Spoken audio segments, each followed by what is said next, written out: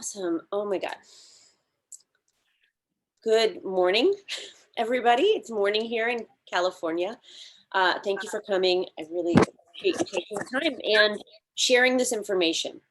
So I'm going to ask that everybody mute wherever you are, just because if you don't, there's going to be like lots and lots of little sounds, little interruptions that will end up on the recording. Thank you. All right. So as I mentioned in my post, I've been practicing a long time.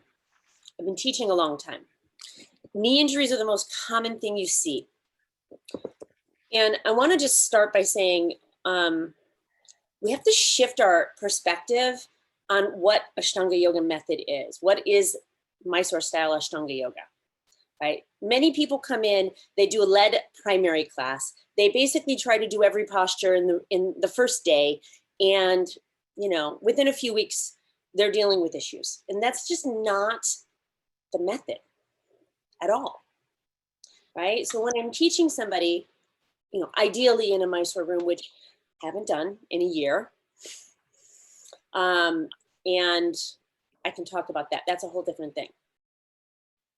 All of this is applicable to Zoom yoga. But when you're teaching Mysore style Ashtanga yoga, you start by teaching somebody a sun salutation, right? And once they've integrated that and they're memorizing that and they're practicing that, then you teach them the second sun salutation.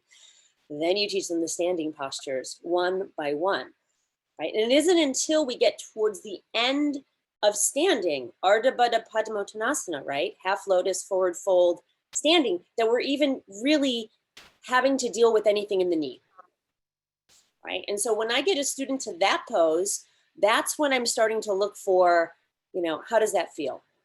And oftentimes I have them start with just, you know, I'm not standing as I do this, but, you know, I will stand for a second, something modified, you know, like, can they balance? Can they hold their arm before they start to, you know, reach for the foot, right? Because oftentimes reaching for the foot is going to cause a little pressure in the knee joint, and they might not be ready for that. So my teaching method is, even if they're not binding, 2 hands to the floor, right? So if they're ready to fold forward and it doesn't bother the knee, 2 hands to the floor. Okay, so that's about the point in teaching and practice where I'm starting to think about the knees. Up until that point, I'm not so concerned because I just want to get them moving, breathing, sweating, practicing, right? They could practice a month before they even get to that pose, hypothetically. Depends on the person, right? But remember, we have to shift our perspective on what it looks like to do Ashtanga, because it isn't just, can you do the full primary series? Okay, so I don't want to skip over anything because there's so much to say. So the method is to start slowly and ramp up, right? And then I would say the rules are, it should always feel good, right? And so if you hit a point in your practice and there's pain, you have to start paying attention to that. Now, I think primarily what you guys want information on is, what do you do once that happens? And I'm going to address that a little bit separately. I want to talk about my method first, kind of get through that, and then I'll give you a couple more tips on like what to do if you have an irritated knee, okay? But just in terms of how you share it, because I know some of you are teaching, once you get people, you know, moving into these half lotus positions, let's say you've gotten them now to the floor and they're doing Dandasana, and then they're moving into Ardha Baddha Padmottanasana, right? Seated. Again, you know, I'm never going to have somebody usually on their first day binding. Almost always, they're going to start modified, reaching forward. And, you know, we have to get out of this headspace that everybody should do the whole thing right away. Here she is, Saraswati. She started it all. This is all because of my conversation with her. Okay, so we have to shift our mindset, right? We want to move people forward. At the same time, we don't want any pain, right? Knees are very hard to fix. right? They're really easy to avoid breaking though, right? Once you hurt a knee, it's months or years to fix it. Okay, so I kind of got a little ahead of myself. Sorry, I'm a little nervous of so many of you so quickly. Right, so knees are very hard to fix, right? Best to avoid that. So once you get people down to the floor, like I will tell you, I've had students who've walked in and on the very first day, they can do everything. Oh, they can already do Marichasana B full position, but they've never really practiced Ashtanga yoga. And my observation is a student like that who comes in really flexible and open is also at risk. And so I'm very strict with my method, right? If I have a student who comes in and I'm teaching them Mysore style and we get to Marichasana B and she's like, oh, I can do the whole thing. I still have her modify it for a couple weeks, 2 or 3 weeks. What's the harm, right? In waiting and allowing your body to get that consistent, steady practice and all of the other postures, right? So it's like, it's a slowing down, right? We have to kind of pull back on that eagerness because I'm telling you, everybody here who's hurt their knees, it's the eagerness, right? It's like we jump in and it's exciting because Ashtanga yoga is very compelling, right? So what is the Marichasana B modification? It's just that simple, foot behind the heel, right? And then you take the bind. So, I mean, I think of one of my students in particular who's a teacher now in Thailand. And she, after a few months, I just let her kind of move through it. Her knees were bugging her and we had to pull everything back, even though she could do like everything in the beginning, right? So for me, you have to start slow. Now, that being said, like I'm an old school teacher, right? And my primary teachers were, David Williams, Nancy Gilgoff. I've studied with Dina Kingsburg and Tim Miller. Those have been my like main people. But Nancy Gilgoff really taught me that, you don't want to hold people in primary forever either, right? That's another discussion. But when it comes to primary, right, you start slow and you've got to give your body a few months time to make these adjustments before you can take these deeper poses. Okay, now when it comes, if anybody's seen my videos that are on Yoga Glow, you know that I don't teach Marichasana D like to the masses. Marichasana D is a very advanced pose. All right, if I'm teaching like a videotaped class that people are just going to watch, if I put Marichasana D in there, frankly, it's like not kind.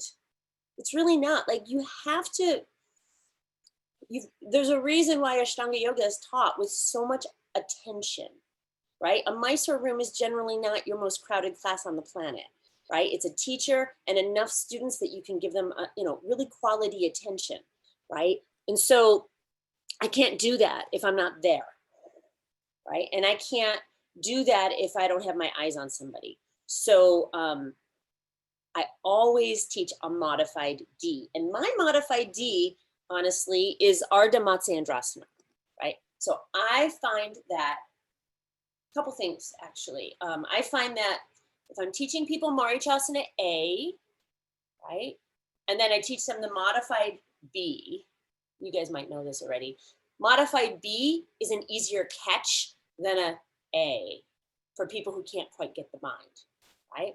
And once they get that, guess what? They go back and then they can kind of start to get their A, right? And the same thing kind of happens with C, right? C can be a really hard pose for people to bind, right? But Ardha Matsyendrasana, and the way I like to teach it, right, is like hips level, foot flat, take that twist, right? Weave the arm through. It's not really our traditional Ardha Matsyendrasana from second series. Right? I like to teach that. It's not in the series. I'm a bad lady, all of that. But, I want to teach something that's sustainable. I want to teach something that people are going to be able to do for a long time. If something happens and you can't do a half lotus bend at all, doesn't mean you can't practice. Okay, so all of that is just kind of my intro into like my thinking process. But the main thing is, this practice shouldn't hurt.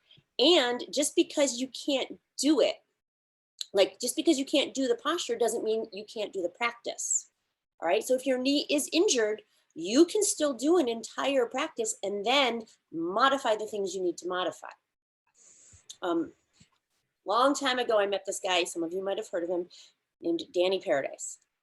He's a really cool guy, interesting guy. And I just remember him like saying, you know, like it's, you practice every day and you have to shift the way you think about your practice, right? It doesn't have to be 2 hours or even a full hour. It doesn't have to be all the poses exactly the way you imagine your body doing them, right? Because you'll end up not practicing, right? It's never going to be like that forever. I mean, I don't know, not for me. I've had children, I've moved, you know, life happens. And it's very difficult to maintain in reality, you know, the practice I started with in my 20s. Okay, people are writing comments, but I can't read the comments and talk. So I'm gonna just keep talking and then I'll look at the comments at the end. And I will take questions if you guys want me to in a moment. And please mute yourselves because it causes a little weird echo. So, okay. So the big thing is shifting your mindset, right? Doing the practice that's available to you always. I'm gonna just show you guys a few things that I do when somebody comes to me with a knee injury. Okay, so if you come in, and many of you have mentioned this, like you already have stuff going on with your knees. Well, then you have to immediately stop doing anything in your practice that's irritating that and start looking for what are the things that help. So for instance, I might have somebody with an irritated meniscal tendon, right? So this isn't gonna work. But maybe putting it at 90 degrees, right? And then reaching forward is awesome because it gets them right into their medial rotators in their hip, right? Takes the pressure right off that knee joint. Okay, so this is what I like to call a spacer. I made it this morning for you guys. Now, this is a very squishy kind of towel, not the kind of dense, heavy towel that you sometimes have, but like something really fleecy or squishy. Squishy is the main word. Okay, if it's not squishy, it might not work for you. Now, a guy in England who I happen to know who was in LA for a long time named Matt Ryan started a little company called Niji. This is very squishy too, okay? These are kinds of things I share with my students. If your knee joint is irritated, you need to put a spacer in the knee joint, right? So when you place it there, you're creating space throughout the whole joint. You'll notice if you work with this and you take the forward fold, you might not be able to catch the bind because it opens your leg up a little bit, right? But you might. It doesn't matter. The main thing is what's happening in the hip because you want to start getting at these places that your knee joint is basically bearing, you know, it's bearing the burden of the fact that that hip is tight. People coming in. Okay, so spacers are really helpful. When I tore my meniscal tendon after my daughter was born, it was a process. It didn't just happen one day. I started to notice in Pashasana, the beginning of intermediate, like an instability in my knee. Like it popped, but it wasn't painful. It was just like unstable, right? And then it was just a process and it got more and more irritated. And then at one point I thought I had healed it. And I remember this day so well. I thought I had healed it. I was so excited. And I was in Sarvangasana, I was in shoulder stand. It was the end of my practice. And I was like, oh, my knee is so much better. And I don't even know why I did it because normally when I go into lotus or Urdhva Padmasana, I always used my hands, always. But on that day, I was just like so excited. And I just did that crazy thing, you know, where I put my legs in lotus without using my hands. And I just remember, I'll never forget the like shredding, ripping sound that went through my knee joint that day. That was the day it was literally like 8 months after the beginning. I thought I was on the way to healing it, but what did I know? I had never had an injury like that before. And that was when I really shredded it. And so I didn't sit in lotus for about maybe 8 months. I didn't do Marichasana D for maybe over a year or longer. I do all those things now. Okay, this is what I'm talking about happened about 11 years ago, 12 years ago, right? And the way I did it was a combination of spacers and sitting in Virasana, right? So I want to make sure you guys all know, I'm sure many of you do, but Virasana. Now I have a bolster here, right? I have taught this to people with 3 bolsters, right? You can do it with 0 bolsters, right? But basically, you got to be comfortable and you need to spend a little time just sitting, right? So, Virasana. What's happening in Virasana, right? All the blood, it's like you're starving the joint of blood, and then when you get out of Virasana, you flood the joint with blood and circulation and healing. So these are just the things I would do with anybody. But all the general rules apply. When I say that, I mean, it shouldn't hurt. It's got to be comfortable, right? If you're uncomfortable in Virasana, then you haven't figured out how to do it correctly for you in that moment yet, right? You might need 3 bolsters. If you're putting a spacer in your knee joint and it still isn't feeling good, maybe your spacer's not big enough for you, right? Maybe this is half of what you need. Only you really can figure this out, right? Now, I do think it's helpful to have somebody with eyes and experience watching you, guiding you weekly, monthly, annually, daily. I don't know. That part is up to you, right? But I do think it's helpful to have somebody guiding your practice who has experience. So anyway, spacers, Virasana, applying the rules. Like if it hurts, it's not gonna get better, right? The other thing I would say for knees always is ice is really good. Definitely ice those knees, especially if you have a newer situation that just sort of arose, right? And don't go back to doing the full pose until there's 0 pain. Okay, so when I'm guiding somebody and I take them through and let's say something suddenly they're starting to have knee irritation, we take all the lotus out. They still practice, they work with the spacer, they start icing. And then when they're out of pain, I still wait another 2 weeks, right? See, this is really important, right? When you get that instinct to do it again, just ask yourself to take another 2 weeks. Make sure it's really feeling good. That's the level of patience I think you really need to have. Does that make sense to you guys? Like, it's that restraint. And I will tell you this one story. I had this one student in Chicago like a long, long time ago. Oh, I like that. Thumbs up on Zoom. I've never seen that before. I had a guy in Chicago a long time ago, one of my dear students there, and he had a bad knee.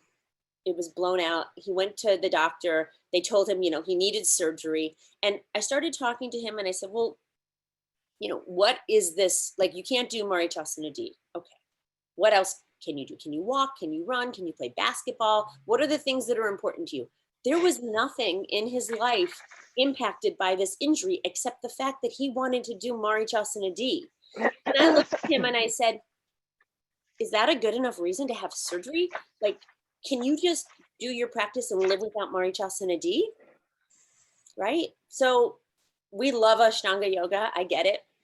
And there certainly are some benefits to that full pose in terms of maybe your digestion or your lower back and your hips, right? Like when you do the full pose, it is really potent.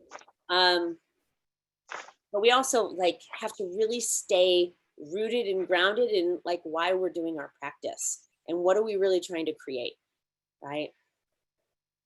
So just let me check. I had some notes I wrote and I want to make sure I didn't skip over anything. Yeah. So those are really the main things. Again, I just want to emphasize this part. I don't teach anybody full Marichasana B the first time I introduce the pose to them, ever. If I teach a lead class, and even on Zoom, if I teach a lead class, I'm looking at everybody and I see new faces. I want to say I highly encourage in my room. I would call them out and be like, no, not today, right? Not doing the full pose yet. Pace yourself, trust me. You know, it's hard as an Ashtanga teacher, you have to like ride that fine line of being kind of strict without being like overly pushy, right?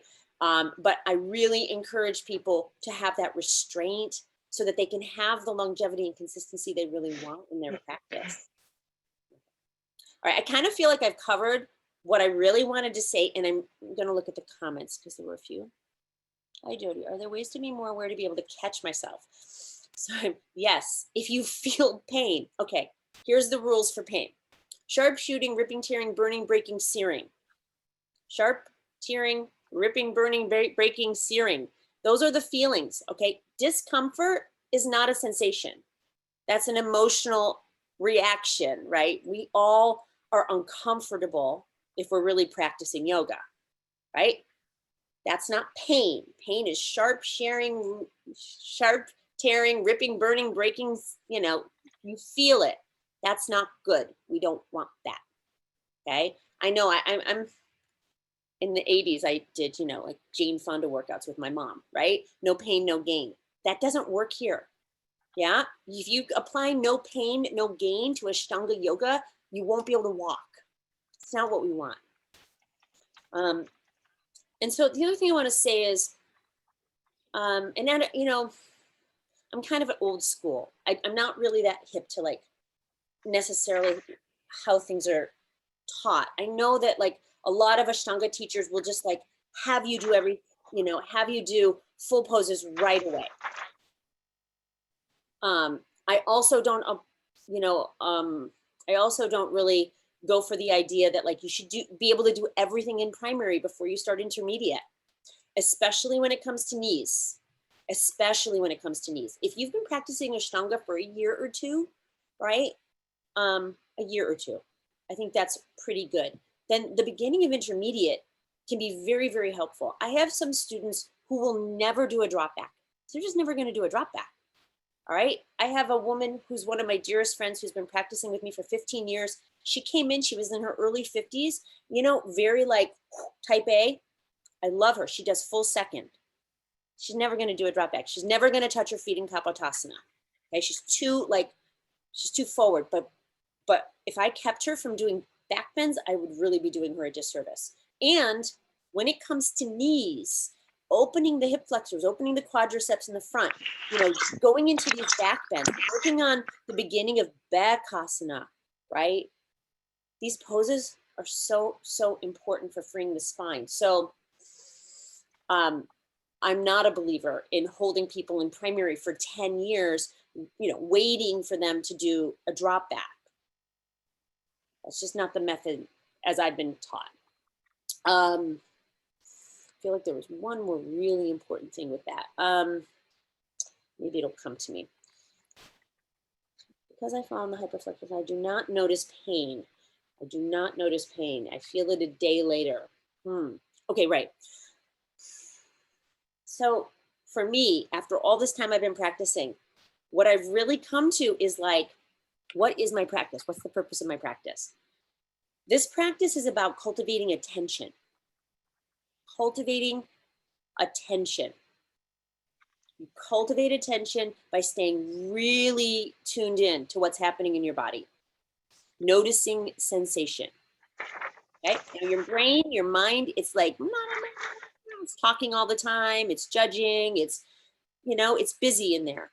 Remember, yoga chitta vritti nirodha. We're here to tune in to something else, right? And so, you know, we want to shift away a little bit from this idea of the practice that we've built in our head. It kind of gets us stuck in a bit of a trap. Does that make sense to you guys? I feel pain in Ardha Baddha Paschimottanasana, so I modify, but not in Mari B. Oh, you don't feel the pain in Mari B. Yeah. I would use a spacer, and I would try back off the Mari B, use the spacer in everything, and just give it a few weeks. So, okay. I don't know if I know how to do this. My inner knee hurts. It goes away when modifying gets out. That's why I came today. Okay, so if anybody wants to talk to me, you can stay on, and I'm happy to answer questions.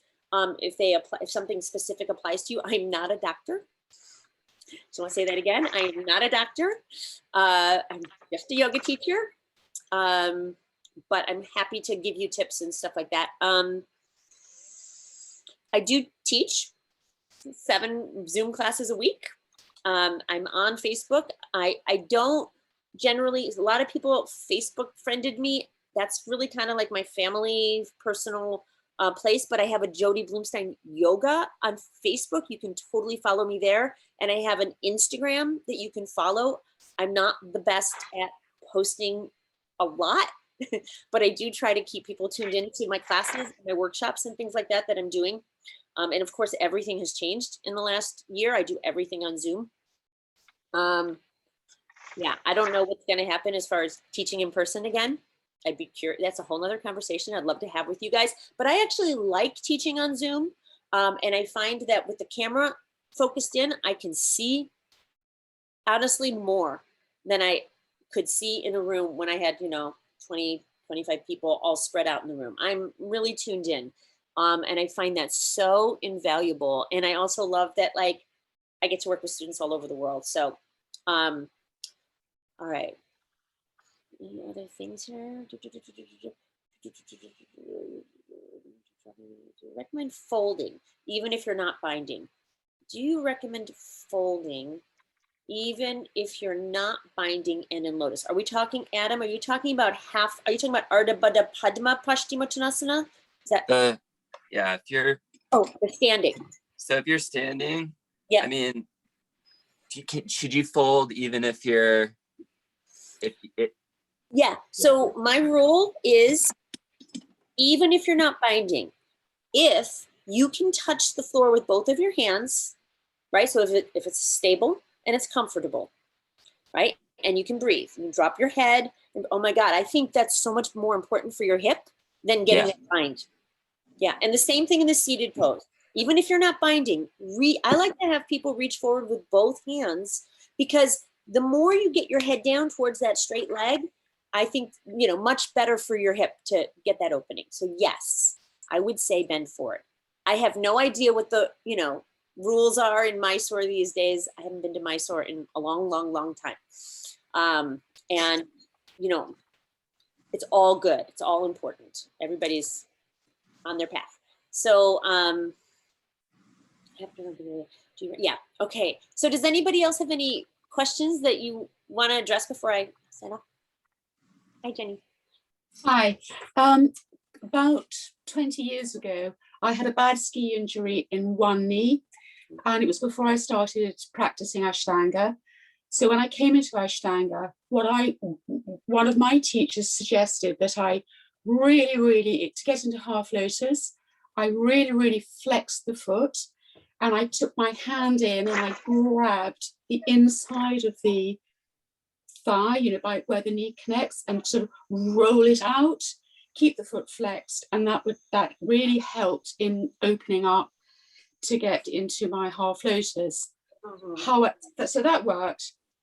However, in the last year or so, I got pain in my other knee, because I think I haven't been paying so much attention to it. And I had an X-ray recently, and it's definitely got arthritis in the knee. I think it's also medial meniscus, because I'm familiar with the pain. And I'm finding that when I don't do Ardha Baddha on that side. So I have to keep the knee joint actually open, and the shin sort of parallel with the front of the mat, and the foot really well flexed. I find then I can take my forward fold without it. So I don't know if you guys can see me here. My leg is doing maybe something more like, like Kurmasana, right? So sometimes I'll even have a student place their foot between the knee and the ankle, right? So this. Yeah. I mean, it's like, you gotta find the place where it's okay. If it's okay here, take it. If it's okay here, take it. Yeah? If it's okay here, I mean, if you have to place it down. Does that make sense? Does that? Yeah. I have to keep basically I have to keep the knee joint open. Mhm. And so the idea that it's that tight closing of the knee joint that's causing the pain. So maybe I'm never going to get into half lotus again on that side. Well, yeah, or you're smart though. You're gonna figure it out. So you just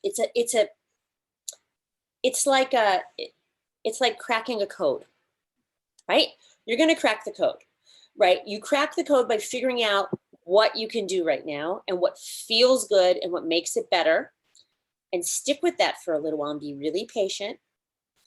And then, because I'm going to tell you guys a different story. This is a different injury and a different story. But I had some lower back stuff a couple years ago, and it turned. I'm 51, right? So stuff starts to happen in your hips for women at a certain point. You start getting weird sensations in your hips and your lumbar. So I went through a period where, and I was teaching Mysore style like 5 days a week, and picking people up from back bends and all that kind of good stuff. So I'm always trying to like match my practice with the physical aspects of teaching, which is also a practice. And anyway, I had gotten myself into this situation where I couldn't quite figure out the pain. I would do primary for 2 months and it didn't really help. And then I would just do intermediate for a few months and I couldn't quite figure out which one. And I've never really lost faith in Ashtanga yoga, but I was like, I just don't want to be in pain. And I ended up on Maui, as I often do, with Nancy Gilgoff. And she said to me, well, this is when she really pushed me into third hardcore, right? She teaches third very differently. And I had been doing, why am I telling you this? The reason I'm telling you this is that, sometimes you have to kind of get past something and come back, right? Basically, she pushed me way into the arm balances of third. And then the strength that I got from that completely stabilized my hip and back and took all my pain away, right? So sometimes you have to go forward. So Jenny, I don't know what your practice is, but maybe you need to do more second series. Thank you. Yeah. Yeah. And it's like we have this weird thing about like getting permission to do that. I've done a lot of workshops with Nancy, so I hear where you're coming from. Yeah. Right. She's got incredible eyes, right? When you teach for a long time, you get that sight. You can see what people need. And she knew what I needed. And so here's the one piece I was going to say. She sent me home one year to do second without putting my legs behind my head. So I would do all of second. And when I got to Ekapada, I couldn't put my legs behind my head anymore. It was just like this. When I went to Dvipada, it was just like this. And 5 or 6 months into that, I was fine. I was putting my legs behind my head again, right? And then it was, right into the arm balances of third, because she doesn't teach. For any of you who understand the second and third, when you move from second into third, the beginning of third is all leg behind the head. And my personal experience was I spent about 12 years kind of stuck in this place of doing second into third. And it really kind of did a number on my hips and my lower back. And I had to basically skip ahead and do all the arm balances and come back, right? So that's a whole different discussion. I'm happy to share that info. But yeah, thank you, everybody. When I do Virasana, I don't feel pain, but right after, my left knee needs to open up so it kind of feels weird. Does this kind of pain mean something to you, except for back off? The only thing I would say, Anne, is possibly prop yourself up a little higher in your Virasana. Like, we're not, this is tricky, but when you do Virasana, you're not looking for something, right? It should just be comfortable sitting. It shouldn't be uncomfortable at all, right? It's not that kind of pose where you're like, oh, I don't feel the stretch or whatever, right? You're not looking for anything in Virasana except total comfort. And you could be totally propped up and get great benefit out of it. So yeah. All right. Thanks, you guys. Wow. So how awesome, right? Isn't Zoom amazing? I love it. It's just a beautiful thing to see all of your faces and to have you all together. And thank you, Facebook, for something. good in the world. Stay in touch. Yeah. And please let me know if you have any other questions. I'll sit here for a bit, and anybody has anything else they want to ask, you can. And where is Saraswati? Saraswati, I hope you got to hear that, but I recorded it, and I guess I'll post it on Facebook so that everybody can have access to it. Thanks, guys. Thank you so much. Thank you, Jyoti. So welcome. Thank you so much for your time. I mean, I'm just so beyond grateful and amazed and humbled that you put this together. I honestly, it was beyond anything that I was expecting. Well, And your question. You did it. no, thank you so much. I mean, thank you for your generosity and the fact that it helped so many other people. I'm just feeling so glad and so happy. Thank you. Thank you. Thank Jyoti. you. Have a good sleep. Thank you. Thank you. Bye, Thank everybody. you. Thank you, Jyoti. Modifying trait. Oh, train. Yeah. Scott, are you still there? Okay. So treeing. Are we talking about treeing? Yes. Modifying. Well, okay. Maybe. Can you unmute yourself for a second? And just. Yes, can you hear me? Yeah, totally. What's your experience in that pose? Well, I'm just modifying on the first side by bringing my hands behind me and keeping my right hip lifted a little bit. Uh-huh. And then I'm having a little bit of trouble with the external rotation of the heel. The bent, this heel. Correct. Uh-huh. Huh. Yeah, I mean, I would definitely just basically say do whatever the minimum amount is. And don't get stuck there. Keep moving. You know? Just 5 breaths. Right? Don't worry about it too much. Totally. Because you don't want to push into this. I mean, one thing I would say is, I would have you, if you can, put your outer hand on the floor and use your inner hand to fold. Okay. And you're saying turn the knee out a little bit rather than sitting on the shin. I mean, sitting on the shin. Yeah. Do you mean like lifting? Yeah, and the full expression of the pose, right? We're sitting on the right shin, half virasana, correct? I never think of it as sitting on the shin, but yeah, my shin is on the ground. Okay. Yeah. So I don't typically have people prop this unless it's really like if it's really comfortable. And the main reason is because in general, stopping to prop things really disrupts the heat and the flow of your practice, right? So in general, as a rule, I'm trying to keep that energy up as much as possible, right? And that doesn't mean that I'm not going to stop and grab a spacer or whatever, but a lot of stopping and propping can be disruptive. Now, if you're just going to like stick something under your hip, whatever that means, you can do it for sure. Do whatever you need to do so you're not in pain. But I wouldn't if this is like a pose, if this is a weird rotation that's really stuck for you, just minimize it. Yeah, well, my issue is I don't have my ACL is fake there. So I think and both of my ACLs are fake, but I think on the right side, because there's a different operation, the ligament that they put in there is shorter than on the other side. Mm-hmm. So, but I am getting a little bit closer, but I've been sitting more on my shin rather than having the shin on the outside of the thigh, like you were just doing. Mm-hmm. So maybe I need, so I should probably experiment with that. That sounds like it would put more pressure in the joint. Yeah, it's putting direct pressure on it, but on my left knee, it doesn't bother me. Yeah. I think, I'm still dealing, I think it's about 4 or 5 years out since that ACL replacement. So I'm still dealing with the healing of that. So work with props.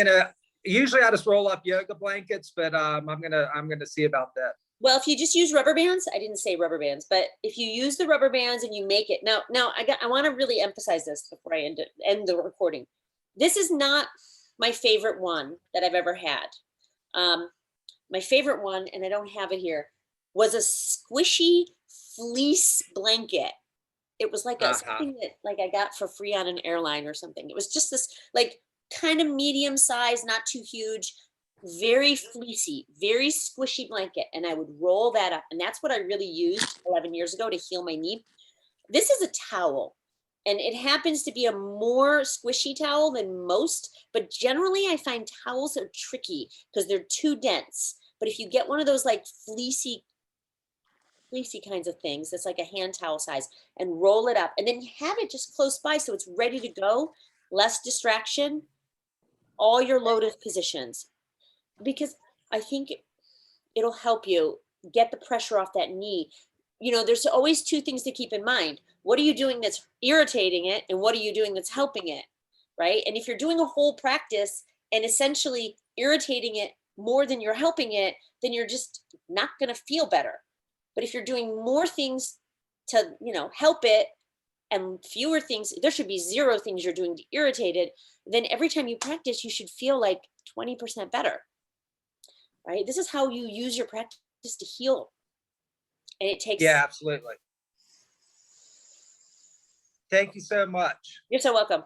Where are you Yeah, at? I love all Where this do you- information. Like I said, I'm gonna make one of those for myself, but like I said, usually I'm using the Mexican blanket that's rolled up for Virasana and things like that. Yeah, Mexican blankets are kind of dense. Yeah, So yeah, they can get a little flat. But yeah, thank you so much. Valuable information. It's been a pleasure to follow along. where do you live? In Costa Rica, but I'm from North Carolina. Oh, sweet. Where in Costa Rica? And a city called San Ramon, about 45 minutes north of the airport. Uh-huh. I have It's a bunch. a little college town. So such a good choice. Good for you. Lots of Ashtanga people here. So I'm a teacher, but I didn't start getting into Ashtanga till I moved here, and Ashtanga is very big here. Yeah, who's teaching there in San Ramon? Well, we just had Mariella. Pedro Rubio from Peru was just here last weekend, as a matter of fact. We get lots of Spanish speaking Ashtanga teachers. We did have Tim Feldman here before the pandemic. Yeah, I used So to I go got to down there. practice with him. I used to go down there. There was a woman named Mariella Cruz, and she ran Ashtanga Yoga Costa Rica in San Jose. So Yeah, I'm sure a lot yeah. of these people were her people. Yeah. Yeah, I'm sure some of my friends probably trained with her. Hmm. Awesome. All right, you But guys. yeah, and you know, I've been practicing now for almost 10 years, but I didn't really get into Ashtanga until the last year and a half. And my practice had gotten so stagnated. And then when I just discovered this, I was a little worried about the knee stuff, but it's actually improved my knee strength and flexibility. For sure. And just take your time and take it slow, and it will be. Yeah, I'm finally able to sit comfortably in half lotus. And that's the Right. dream, is full lotus, so I can deepen get in more in depth into the practice. That's awesome. Awesome. So Okay. thank Hey, you stay so in touch. much. Stay in touch. I love I Costa shall. Rica.